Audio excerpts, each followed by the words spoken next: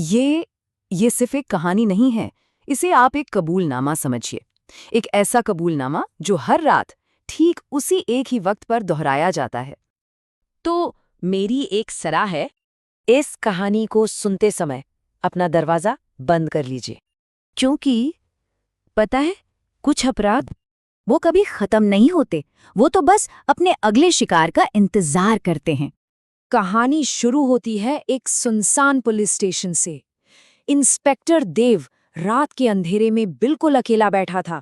सन्नाटा इतना गहरा था कि दीवार पर लगी घड़ी के टिक टिक की आवाज भी कानों में गूंज रही थी।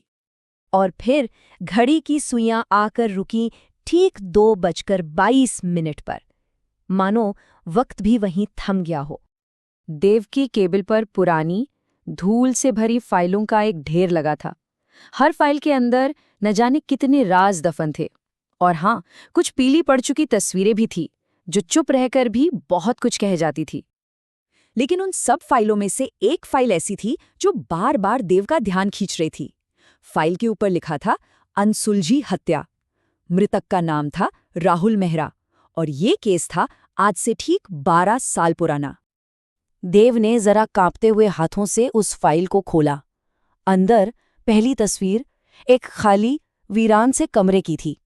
दूसरी तस्वीर में दीवार पर खून के छींटे थे और तीसरी तस्वीर, उसमें एक रस्सी का फंदा था, जैसे किसी का इंतजार कर रहा हो। और ठीक उसी पल उस गहरी खामोशी को चीरती हुई एक आवाज आई। थाने का पुराना फोन बज उठा था। उस सन्नाटे में उसकी घंटी किसी चीख से कम नहीं थी। देव ने फोन उठाया। दूसरी तरफ से सिर्फ किसी की कांपती हुई सांसों की आवाज, और फिर एक ठंडी सी, सर्द सी फुसफुसाहट सुनाई दी। मैंने उसे मारा था। ये सुनते ही देव के रोंगटे खड़े हो गए। उसने किसी तरह खुद को संभाला और सख्त आवाज में पूछा, कौन कौन बोल रहा है? लेकिन जवाब आने से पहले ही कॉल कट गई। एक पल की खामोशी और फोन फिर से बजा। इस बार डिस्प्ले पर कोई नंबर नहीं था, बस वही ठंडी आवाज थी जो अब एक सवाल कर रही थी, तुमने वो केस बंद क्यों किया? अब इस एक सवाल ने देव के पैरों तले से मानो जमीन ही खींच ली हो। उसका चेहरा सफेद पड़ गया, क्योंकि ये एक ऐसा राज था जो उसके और चंद लोगों के अलावा और कोई नहीं जानता था।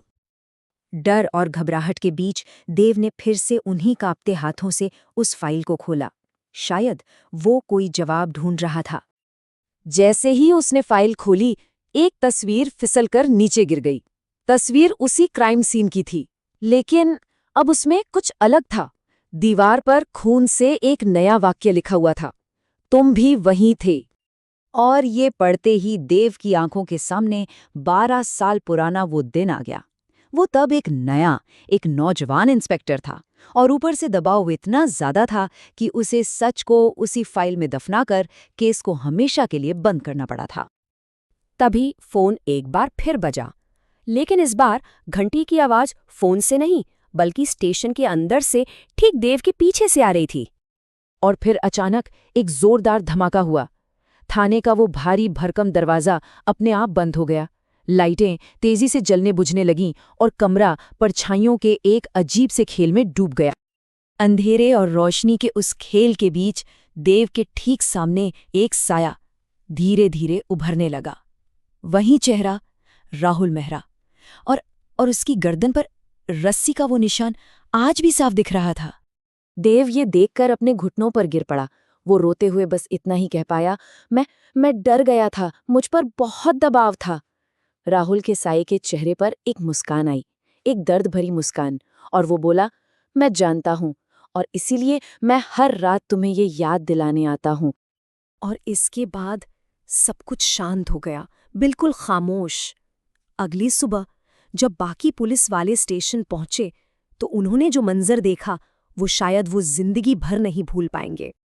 इंस्पेक्टर देव अपनी कुर्सी पर मरा हुआ मिला।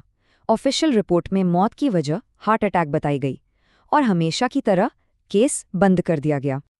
लेकिन स्टेशन के सीसीटीवी फुटेज ने एक ऐसी कहानी सामने रखी जिस पर कोई यकीन ही नहीं कर पाया।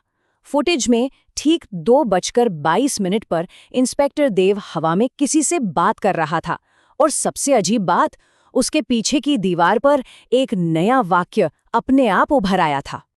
दीवार पर खून से लिखा था, कबूलनामा पूरा हुआ।